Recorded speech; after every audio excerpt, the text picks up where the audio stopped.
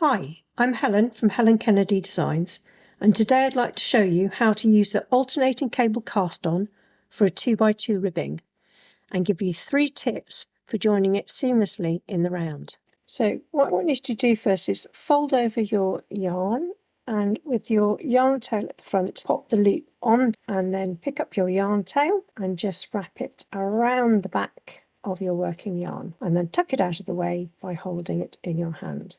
And you've just created this little crossover on your needle, and this is your working yarn.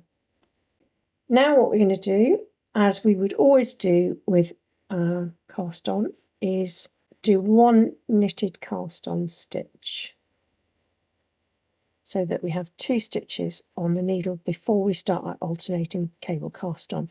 And we're going to cast on a 1x1 rib, but this stitch is going to disappear. So we're going to start by going between those 2 stitches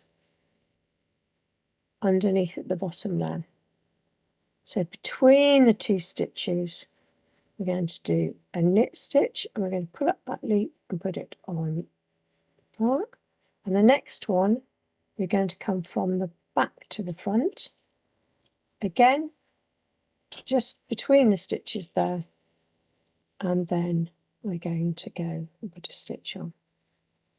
And we're just going to keep alternating that. Knit from the back to the front, and from the front to the back. And we're just going to keep doing those in pairs. So go in the front, going from the back, going from the front, going from the back. And then if you move your stitches onto your cable, what you can see is that you create these little pairs of stitches. And if I zoom in even further, you can see that this stitch is at the front and this stitch is at the back. So knit, purl, knit, purl, knit.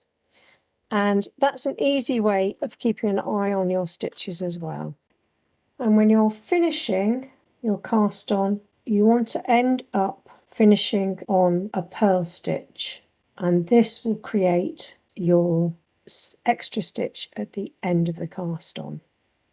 So you can see here that I've done my 1x1 cast on, and it's always a good idea to check that you've got these pairs of stitches all the way along when you're counting your stitches, is when I do it, so that you can check before you start joining the round that you haven't got any mistakes. So here we are now where we're about to join our work, and I'm just going to take this yarn tail and tuck it away to the back, and we're going to look at our first few stitches. And we're actually going to ignore this stitch because we're going to lose that one, and we're going to look at this group of 1, 2, 3, 4 stitches. We've got a knit, a purl, a knit, and a purl. And what we want is knit 2, purl 2. So we're going to knit this stitch, swap the order of these 2 stitches so that the knit comes to here, and then we're going to knit it, and then we'll have 2 purl stitches left. So ignoring that first stitch for now. So grab your other end of your needle, and what we're going to do to begin with, work those 2 stitches together. One of the things that gives the join away is a very baggy few stitches at the start. So try and work really at the tips of your needles and not stretch out your stitches too much. And then take your yarn tail and pull down on it a little bit. So we've made our first knit stitch. Then what we want to do is swap the order of these 2 stitches. So we've got another knit stitch to knit. So slipping on the tips, just reorder those stitches, and I do it by taking my left needle behind and inserting in the back of that stitch there, and then just popping out my needle and remounting the stitch, and then knit that on the very tip of your needle. And that's because these 2 stitches can sometimes get quite baggy at the beginning, and that's what gives away the beginning of the cast on when you're joining the round. So next, give a good tug onto that purl stitch and a good tug onto that purl stitch, and then take your working yarn to the back. And you can see here what we've made is 2 knit stitches and 2 purl stitches. So let's look at that again. So we're looking at our group of 4 stitches. Knit 1, purl 1, knit 1, purl 1. We're going to knit the first stitch. We're going to reorder, so I slip tip to tip onto my right needle so that I can insert my needle at the back and just pop that off and then reorder the stitches. You may have a different way of reordering, and that's totally fine, as long as the knit stitch is going across the front, so you're doing a right cross.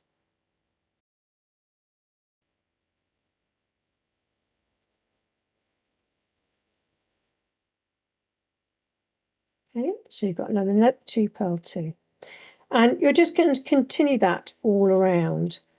So I'll show you one last time. We've got our group of 4, so we knit our first stitch, slip tip to tip our 2 stitches across, and then we're going to cross our knit stitch across the front and bring the purl across the back, and then we're going to knit into that stitch and purl into the next 2. And I'm just going to continue that around. Sometimes when you're working this and you've done your knit 2 and you've crossed these 2 stitches, I've worked the knit stitch, you can see that this knit stitch is quite elongated compared to its partner. So I'm going to show you a little trick to tidy that up a bit. And that is, you purl the next stitch, which you did as part of the crossover, and then when you purl the last stitch, give a little tug up to make that a nice full stitch, and take your yarn to the back, and what that does is to tighten up this stitch a little bit. So I've reached my last cluster of stitches here, and you can see that I've got 5 stitches, okay, because this loop that we originally put on is our extra stitch, and then we've got our normal group of 4. So we're going to do just as we've done before. We're going to knit into the first stitch, swap the order of those 2 stitches, then we're going to purl, and then we're going to put our needle in and we're going to give a bit of a tug, and we're going to purl those 2 stitches together. Okay, so those 2 stitches at the end are purled together. And just insert your needle up and give them a little bit of a tug. So then we just keep working around in our knit 2, purl 2 pattern that we've now set up. And I'm going to work several rounds for you and then show you how to tidily join in the round. So what I've done here is I've worked just a few stitches beyond the join point. But this is our yarn tail, and here is where we're going to be joining. And I think you can see pretty straight away that actually all you've got to do is take that piece of yarn across and tuck it in, and your join will be pretty much invisible. So let's go ahead and do that. I'm just going to thread my yarn tail onto my needle, and I'm just going to zoom in just a touch for you. And so what I like to do is, because you're basically you just want to produce a little piece of yarn across like that, I go in behind. So don't go in this, go behind that so that you're not disrupting this stitch. Just pop in behind that, tighten a little bit, but don't overdo it. And you can see already that that's a pretty seamless join. There's no holes and there's no disruption in the edging.